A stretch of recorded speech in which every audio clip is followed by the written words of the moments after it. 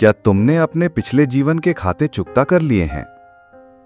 नए नियम में स्थित फिलेमोन की पत्री को शायद ही कभी पढ़ा जाता है या चर्चों में उस पर उपदेश दिए जाते हैं।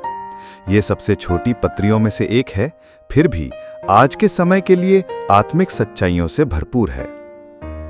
बहुत समय पहले एक व्यक्ति मेरे पास आया जो प्रभु को स्वीकार करने के बाद शराब की लत से मुक्त हो गया था।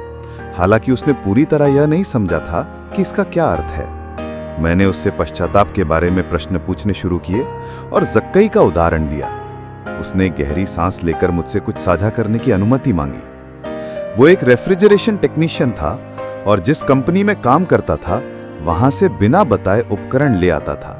उसने स्वीकार किया कि यह चोरी थी। अब क्या किया जाए? मैंने उससे ही पूछ लिया कि अब जबकि उसने प्रभु को स्वीकार कर लिया है तो आगे क्या करने का विचार है। उसने कहा कि वो वही उपकरण वापस उसी स्थान पर रख देगा और दोबारा ऐसा कभी नहीं करेगा। यही था सच्चा पश्चाताप और पुराने जीवन का हिसाब चुकता करना। कभी कभी अपने जीवन की जिम्मेदारी लेना मतलब होता है अधूरे कार्यों को पूरा करना। कुछ लोगों ने अपने पीछे टूटे हुए संबंधों और उल्लंघित नियमों की लकीर छोड़ी होती है। ऐसे मामले जिन्हें सुलझाना आवश्यक है। कुछ लोग ऐसे भी हैं जो पुराने ऋणों के बोझ तले दबे हुए हैं, जिससे आत्मिक जीवन प्रभावित होता है। आत्मिक यात्रा में आगे बढ़ने से पहले आवश्यक है कि हम अपने अतीत की गलतियों की पूरी जिम्मेदारी लें। नया जीवन हमें पुराने दायित्वों से मुक्त नहीं करता। जब प्रेरित पौलुस जेल में थे तब उन्होंने उनेसिमुस नामक एक भगोड़े दास को मसीह में नया जीवन दिया, लेकिन फिर भी उन्होंने उसे अपने स्वामी के पास वापस भेजा। यद्यपि उसे अपनी गलती के कारण मृत्युदंड भी सामना करना पड़ सकता था।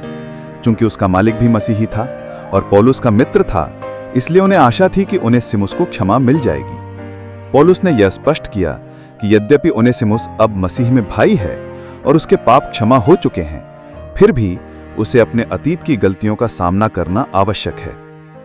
जब तक हम आगे बढ़ना चाहते हैं तब तक हमें अपने अधूरे मामलों का सामना करना होगा।